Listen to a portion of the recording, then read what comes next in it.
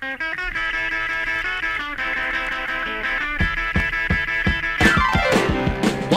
to Money Music, where you will learn about the big money in vinyl records. I'm John Marshall, also known as Mighty John the Record Guy from MoneyMusic.com.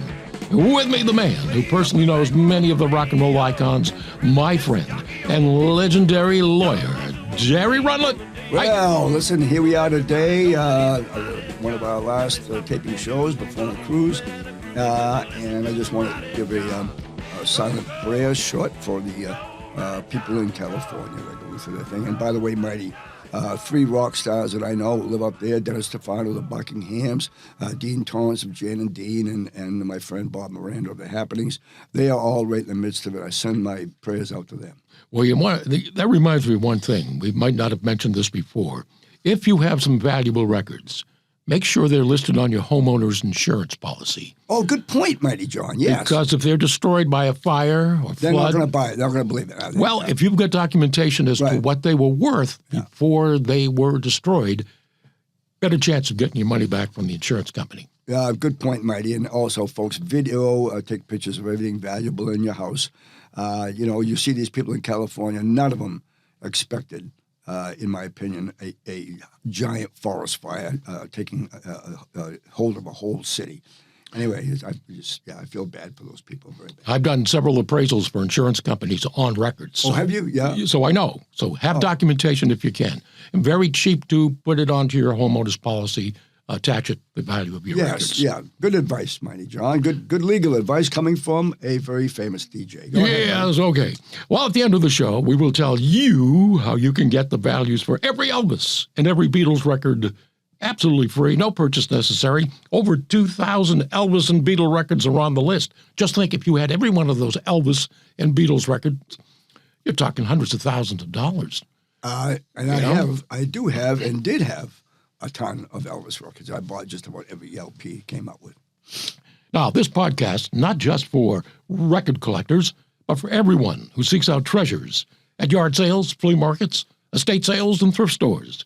And at the end of the countdown, we're going to tell you how you can get free record appraisals. No insurance company involved. Yours is free.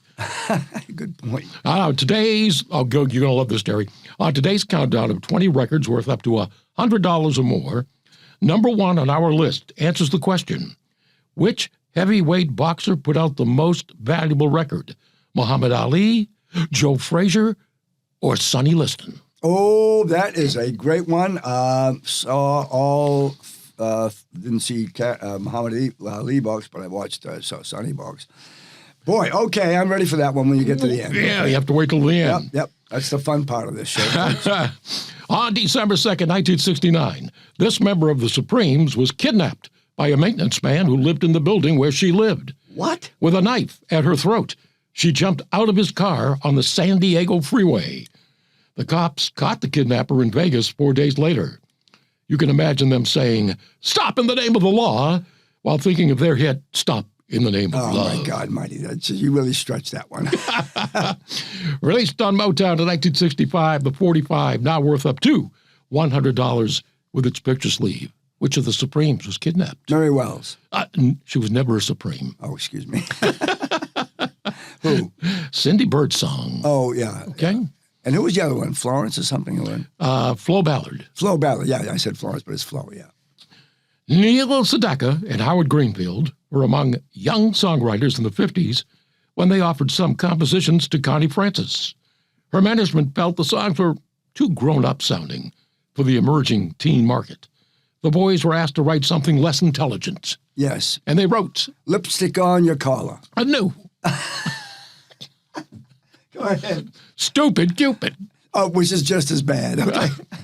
But I thought Lipstick on Your Collar was pretty good.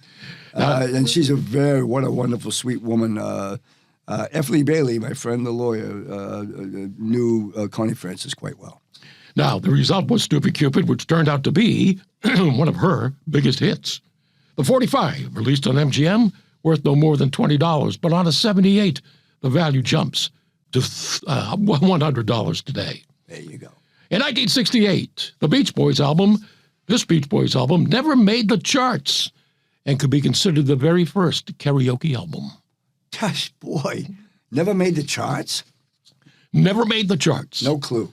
Stack O Tracks was the name of the album. Never heard of it in my life. Released by Capitol Records in 1968, is unique. It was the first not to make the charts for the Beach Boys. It consisted of backing tracks to some of their many hits.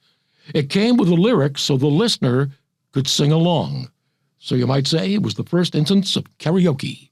The album, Stack O Tracks, by the Beach Boys, up to $125 today. Yeah. Ask your friend Mike Love next time. Can you sing something from Stack O Tracks? I would love to be Mike Love's friend. Unfortunately, it was about a handshake and a nod, and that was about it. She sold over 1 million copies of her 1961 hit, I've Told Every Little Star. Just what a jerk I think you are. Yes, that would be Linda Scott. Very good. Hey, whoa. All right, Terry. Linda Scott hit the charts 12 times in the early to mid-1960s. Her biggest hit came in 1961 with I've Told Every Little Star. Good song, too. Just great. Sold over 1 million copies. An original 45 can sell up to $40. More hits followed like I Don't Know Why, I Love You Like I Do, and I Left My Heart in the Balcony.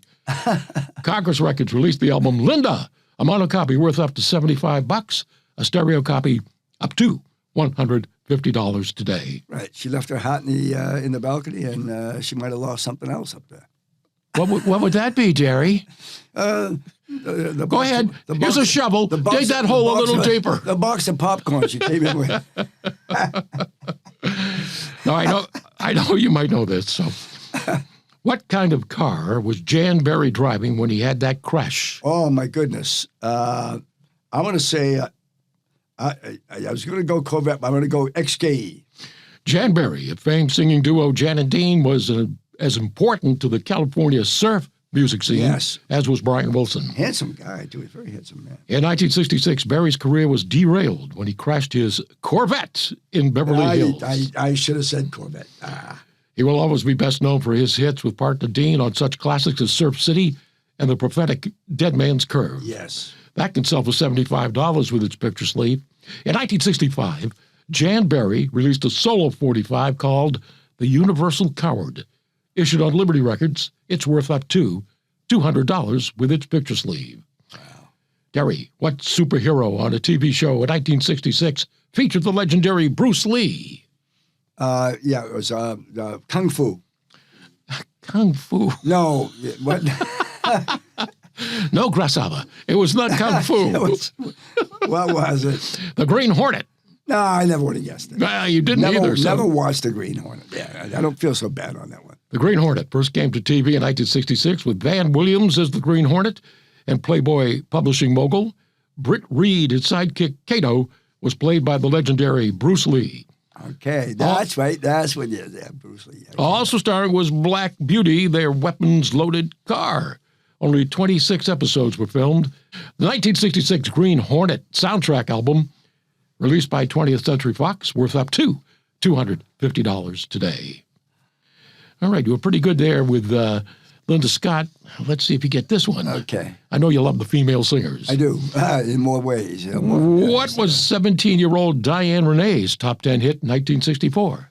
Blue navy blue, eyes as blue as I can see. Boy, the value just went down on that one. Am I right? Yes. Blue Navy. Diane Renee, another Philadelphia success story, along with the city's others like Chubby Checker and Bobby Rydell. She had one big hit when she was 17, Navy Blue. Hit Billboard in February of 64.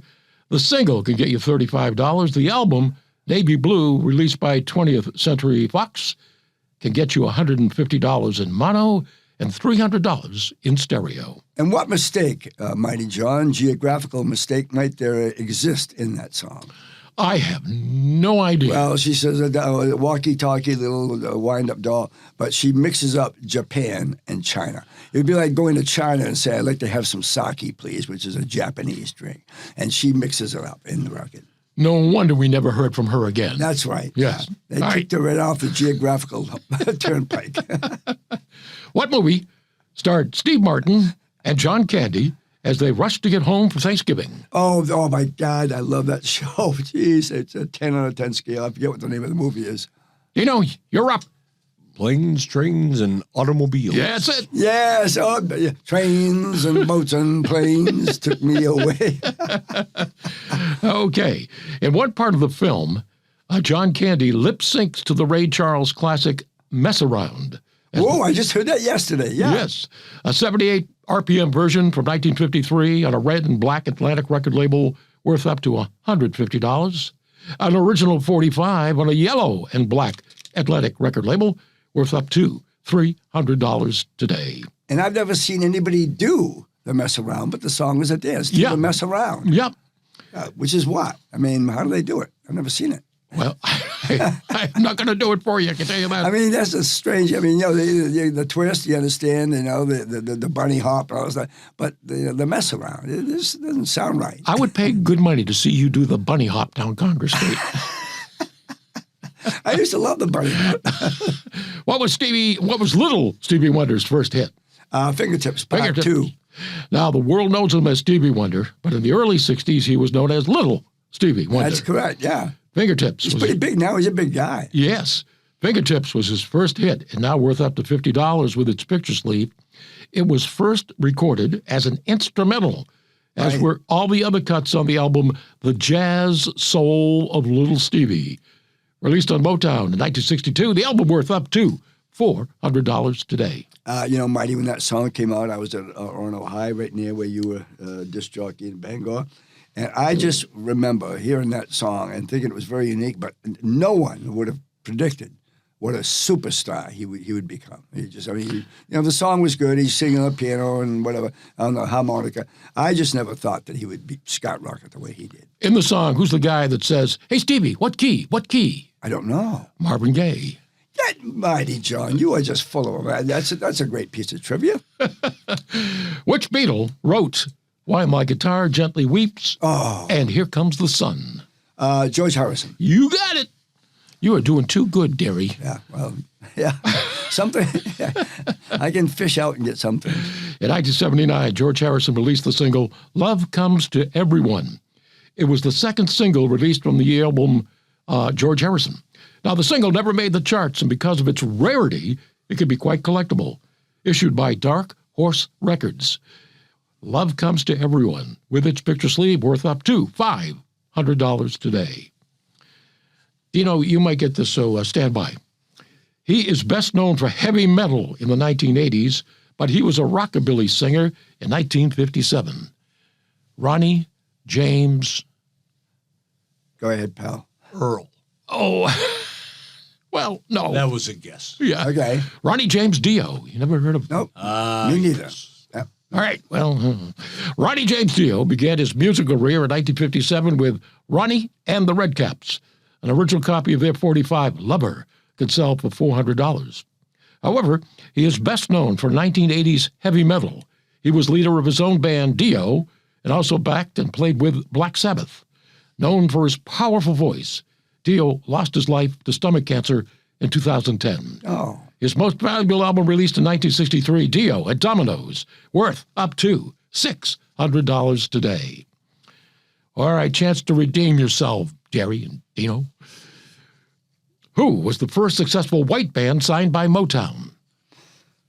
First successful white band. Don't pound on that. No, I'm sorry, I couldn't help it. I'm just trying to. I don't know. Any idea? I'm at a loss. He's at a loss. That should be a name of a band. I'm at a loss. Rare Earth Oh, never would have guessed it. was Motown's first successful all-white band and recorded on Motown's Rare Earth record label. They had a run of hits in the early 70s with I Just Want to Celebrate and Get Ready. The album, Rare Earth Generation, their most valuable. It's worth up to $600 today. Why was there bad feelings between Martha Reeves of the Vandellas and Diana Ross of the Supremes? Boy, I've heard this story before, but I can't get there. Martha Reeves and the Vandellas was Motown's second most popular and successful girl group. Martha Reeves states in her autobiography that she and the Vandellas could have been more successful, but were held back because Berry Gordy was obsessed with showcasing Diana Ross and the Supremes. As a result, bad feelings developed between Reeves and Ross. The 1963 album Come and Get These Memories by Martha and the Vandellas, released on Gordy Records, a division of Motown, worth up to $400 in mono, and stereo versions are worth up to $600 today. Wow. All right, Dino, I think maybe I can get you in on this one. Heavy Mental from 1983 became one of the biggest albums in heavy metal history. Who was the band? Heavy Mental. John, I was a deadhead. Oh, good for you. I'm you still are, so okay. no. I'll be over here. All right. Quiet Riot.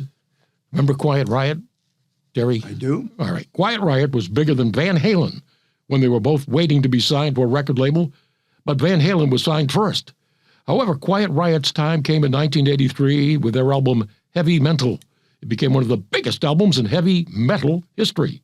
Unfortunately, not much value, $10. But the big money is for their 1975 EP called Suicidal Show by Quiet Riot, worth up to $700 today. All right, Derry, you're up. They say Chubby Checker got his stage name from Dick Clark's wife, who thought he looked like. That's Domino. That's right. Therefore, Fats was changed to Chubby, and Domino to Checker. Yes. He was the king of the twist, the pony, the hucklebuck, the fish, the fly, and numerous other dance crazes of the 60s. However, it's one of his lesser-known 45 that is worth the most money. A copy of The Twist on Parkway Records can fetch $30 today. But his lesser-known single on Parkway, You Just Don't Know, could sell for $800. Get out of here. Make it $1,500 for a promo copy. That is incredible. And by the way, I've said this before, Chubby Checker should absolutely be in the Hall of Fame. I don't know why they pass him up. I didn't know that. He's not in the Hall of Fame. Not in the Hall of Fame. It's a travesty that he's not in the Hall of Fame. I feel the same way about my friend Bobby Rydell. Absolutely. And Frankie Avalon. Yeah. I suppose Fabian's not there either. With all due respect to Fabian, I don't think he should be, but Frankie Avalon was extremely talented. Absolutely. And played the trumpet before he became a singer. And Bobby Rydell was right behind Presley, and Chubby Checker, ladies and gentlemen, is the only man in music history to have a #1 song in 2 separate years. Well, let's start a petition to get them into the Rock and Roll Hall of Fame. Well, yeah, I think I'll start that tomorrow. Okay. Now, Derry, when I became of age, my mother took me to her side. She said, son, you're growing up now, but before you take a bride, you better what? Shop around. Yeah. Before Smokey Robinson and the Miracles would have their big stretch of hits, beginning with Shop Around, they released 3 albums, which are now quite collectible. A great example is their 1962 album, I'll Try Something New.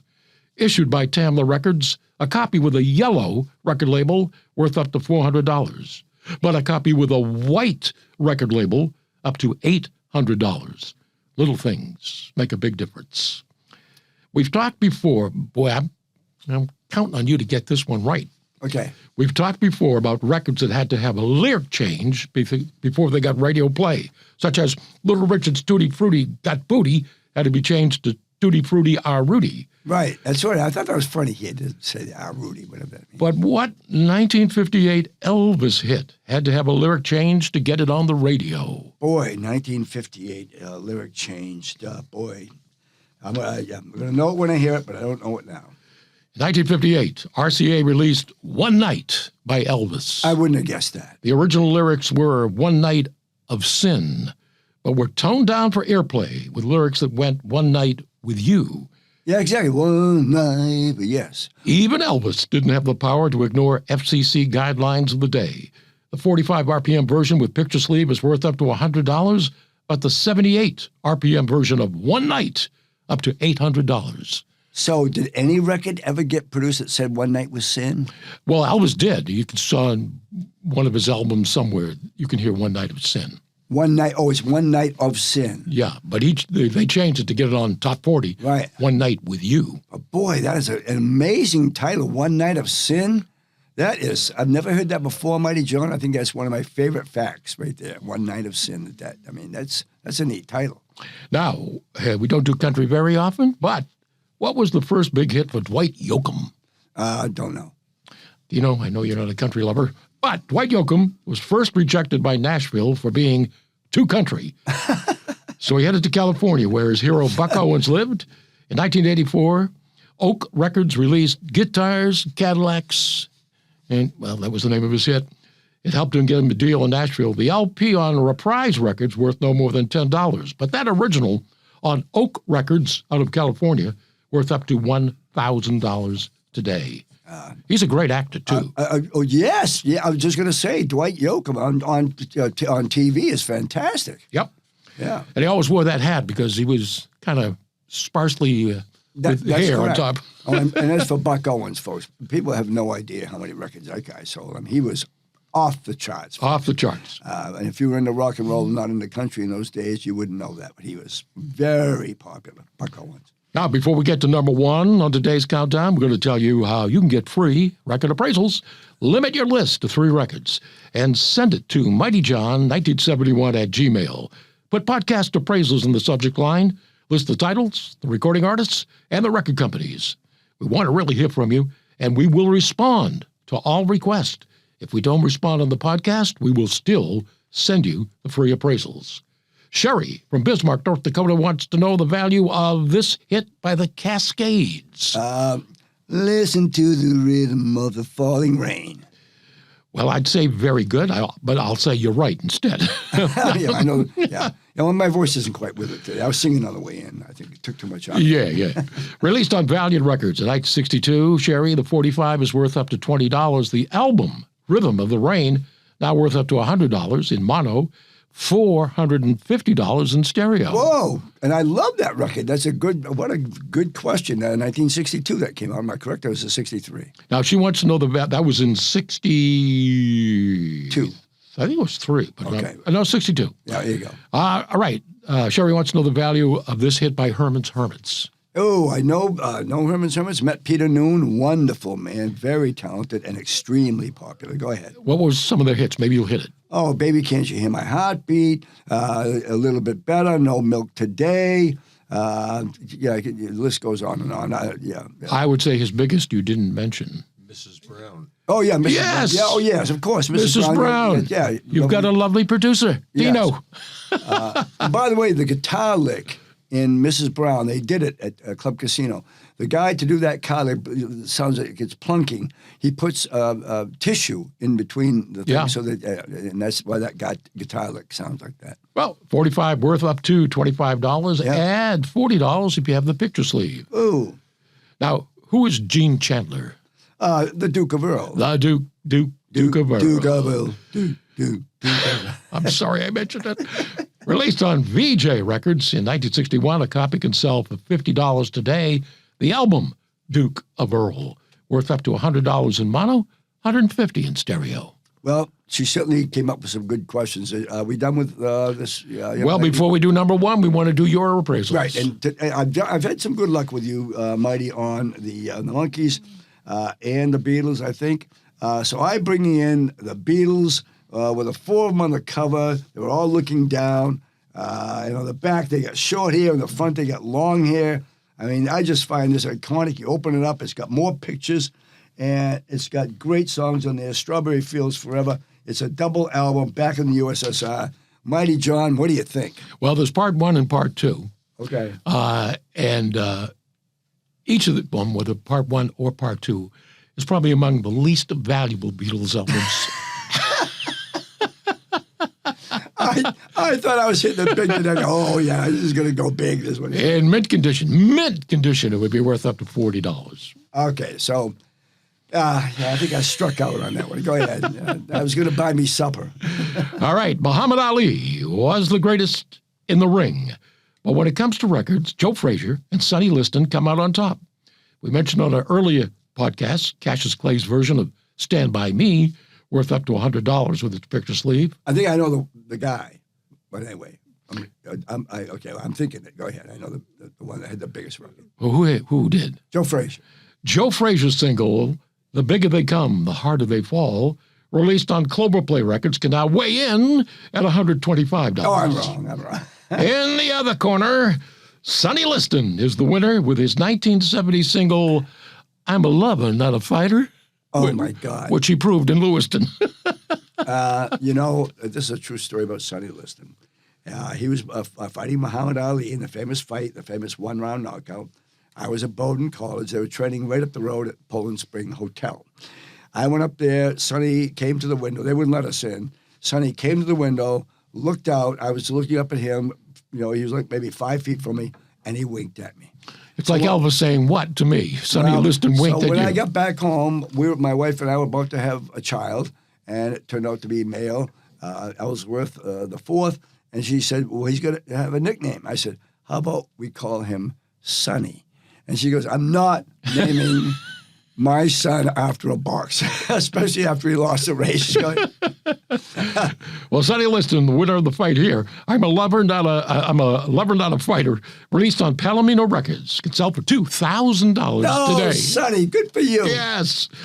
Now remember, you can find the values for all your records at moneymusic.com. And if you email me at mightyjohn1971@gmail.com, we will send you the values for every Elvis and every Beatles record free, no purchase necessary.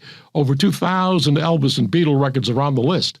Just state in your email that you heard the podcast, that you like the podcast, that you'll listen to all the podcasts, or we're coming to your house. And be sure to check out my YouTube channel, Mighty John's Money Music, for more free samples of what your records are worth. And don't forget to send us your list of records for free appraisals.